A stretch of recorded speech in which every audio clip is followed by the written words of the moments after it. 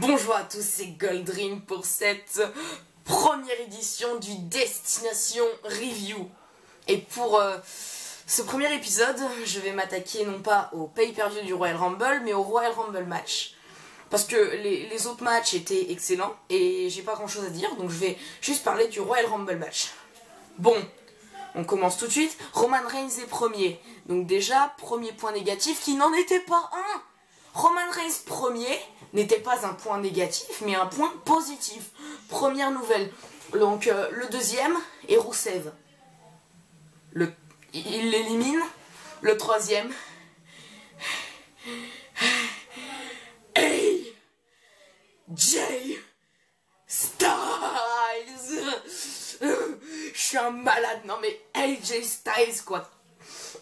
Ça fait des années qu'on le veut et on l'a enfin. Et il a été utilisé comme de la merde, comme de la viande à donner à Roman Reigns. Parce que les premières minutes où il y avait AJ Styles dans le match, il y avait à chaque fois un nouvel adversaire qui arrivait. Il défonçait AJ Styles. Il a attaqué Roman Reigns, mais Roman Reigns le défonçait. Et AJ Styles l'éliminait. Donc AJ Styles se fait défoncer, mais Roman Reigns qui est trop fort, il le fracasse. Sauf que AJ Styles se recrédibilisait en l'éliminant. AJ Styles a été incroyable dans ce match. Je veux dire, il y en a beaucoup qui ont dit qu'il a été éliminé trop tôt. Pour moi, c'est vrai qu'il aurait pu aller plus loin, mais c'était tellement bien fait, j'y reviendrai plus tard. Mais donc, pour en revenir à ce début de match, pourquoi ne pas avoir mis directement AJ Styles en deuxième?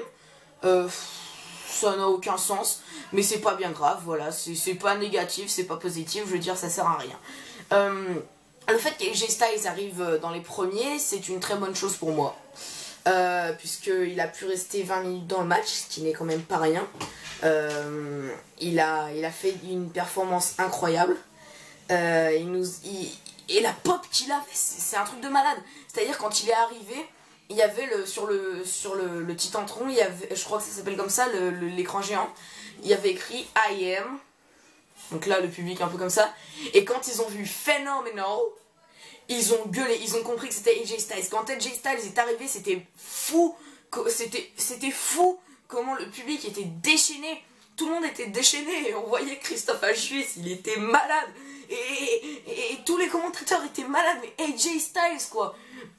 Et donc, à chaque fois qu'il portait une prise, il avait une pop incroyable. À chaque fois qu'il y avait un peu de vide, on entendait This is awesome ou AJ Styles ou Styles is awesome, que des chants pour dire qu'il était incroyable. Et quand il a été éliminé, on n'a pas entendu de boue parce qu'on ne voulait pas qu'il soit éliminé. On a entendu des applaudissements et des ouais quoi. Putain, tu nous as fait un truc de malade.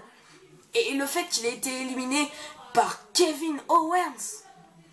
AJ Styles se fait éliminer par Kevin Owens. Je sais pas si vous vous rendez compte les choses incroyables qu'il y a à faire à côté quoi. Je veux dire, Kevin Steen contre AJ Styles, on a déjà vu ça. Mais Kevin Owens contre AJ Styles à la WWE, avec toute la pop et toute la promo qu'il peut y avoir derrière, ça peut être excellent. Donc, je vais me calmer puisque je deviens complètement malade. Ce Royal Rumble match était juste excellent. En général. Même s'il y a eu quelques éliminations pour moi qui n'avaient aucun sens. Voilà. Ce que j'ai préféré, c'est bizarrement l'élimination de AJ Styles. Même si je l'adore, voilà, son élimination était juste magnifique. Puisque de toute façon il pouvait pas gagner, donc il fallait qu'il soit bien éliminé. Et on pouvait pas faire mieux que contre Kevin Owens. Ce que j'ai le préféré aussi, c'était l'élimination de Brock Lesnar. Oui, je kiffe les éliminations. Hein. Quand Brock Lesnar s'est fait éliminer par la Wyatt Family, et en particulier Bray Wyatt. Bray Wyatt, la pop qu'il reçoit en ce moment, c'est juste incroyable. Je pense d'ailleurs que Bray Wyatt deviendra champion du monde poids lourd de la WWE en 2016. J'avais dit pareil en début d'année quand Sheamus avait fait son retour. Même avant qu'il fasse son retour, j'avais dit Sheamus deviendra champion du monde poids lourd de la WWE. Je perds mes mots, en 2015. Personne ne me croyait, tout le monde se foutait de ma gueule. Quand il y a eu le Money in the Bank, j'ai dit Sheamus gagnera. Roman Reigns ne gagnera pas. Sheamus gagnera. Tout le monde se foutait de ma gueule. Personne ne me croyait. Qui c'est qui a gagné? Sheamus. Et ben là, je le sens. Je ne sais pas si Bray Wyatt remportera la Money in the Bank, mais je sens qu'il deviendra champion du monde poids lourd de la WWE en 2016. Si ça ne se fait pas, ce sera en début 2017. Mais dans pas très longtemps, dans maximum 1 an et demi, il est champion. Et oui, il aura été champion. Je vous le dis. Ah, il aura été champion, je pense, avant SummerSlam 2017. Pour moi, c'est clair, net et précis. Si ça ne l'a pas été, c'était vraiment nul à chier ce qu'ils ont fait. Il y a eu aussi cette élimination de Roman Reigns avant le duo final, qui était très bonne pour moi, puisque ne pas avoir Roman Reigns dans le duo final, c'est juste énorme, quoi.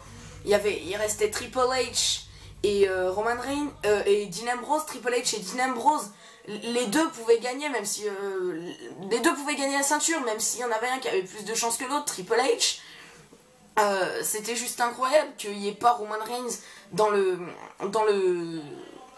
duo final. D'ailleurs, le carré final était Triple H, Roman Reigns, Dean Ambrose et Dolph Ziggler. Je crois que c'était Dolph Ziggler, je me trompe peut-être, reprenez-moi, je vous en supplie, parce que je me rappelle pas de tout, hein, c'était cette nuit.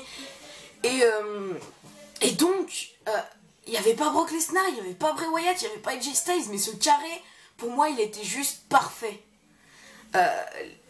Bon, à part Dolph Ziggler, ou je sais plus, mais les Dean Ambrose et Triple H, Roman Reigns étaient tous les trois extrêmement crédibles. Il y a eu aussi cette élimination de Chris Jericho par Dean Ambrose qui annonce très clairement un match à WrestleMania entre Dean Ambrose et Chris Jericho, comme ce qui s'était passé à Night of Champions, mais ça la WWE elle a oublié, mais pas nous. Et donc voilà, c'est juste un truc de malade ce Royal Rumble. Il y a tellement de choses à dire dessus, j'oublie tellement de choses.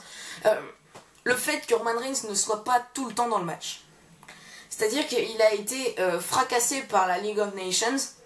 Et il est revenu vers la fin du match. C'est-à-dire qu'on s'est pas tapé du Roman Reigns pendant tout le match. Et ça, c'était cool. Ça, c'était cool, franchement, les gens. Parce qu'ils ont compris qu'un fan qui se tape Roman Reigns pendant 1 heure est un fan malheureux. À part Cora. Mais même moi, je dois dire que j'apprécie Roman Reigns en ce moment.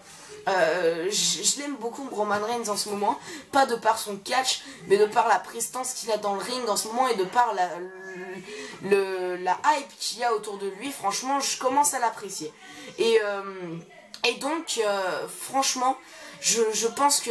Et je savais qu'ils allaient nous faire une Daniel Bryan, c'est-à-dire il sort du ring, mais pas par-dessus la 3e corde, et il revient dans le ring après. C'est exactement ce qui s'est passé.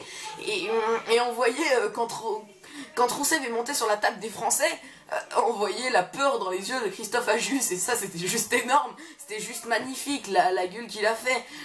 Et pareil, en parlant de face, la face qu'a fait Roman Reigns quand il a vu AJ, c'était juste incroyable. Il faisait une tête entre la peur et l'incompréhension, mais c'était juste énorme. Le retour de Triple H était juste magnifique, puisque tout le monde s'y attendait, tout le monde le savait, mais personne n'aurait pu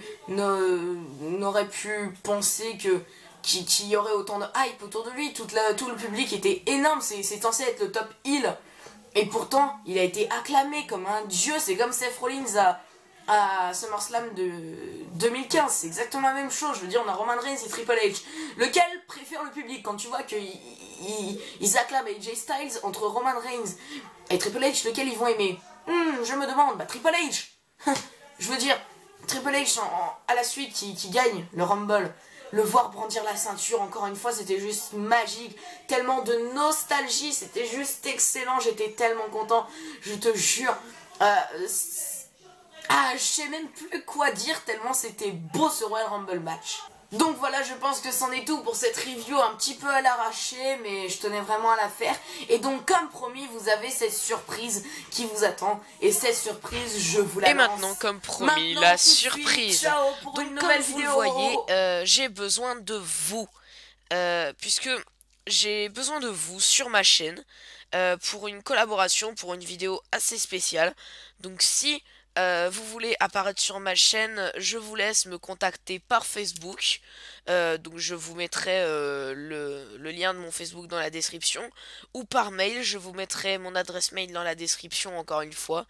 Donc voilà, j'espère que vous êtes content de cette annonce. Et puis j'espère que vous serez plusieurs à essayer de participer. Donc c'est sympa d'avoir regardé cette vidéo. Merci encore. Abonnez-vous, lâchez un like, commentez, faites comme chez vous. C'est voilà, ça fait toujours plaisir.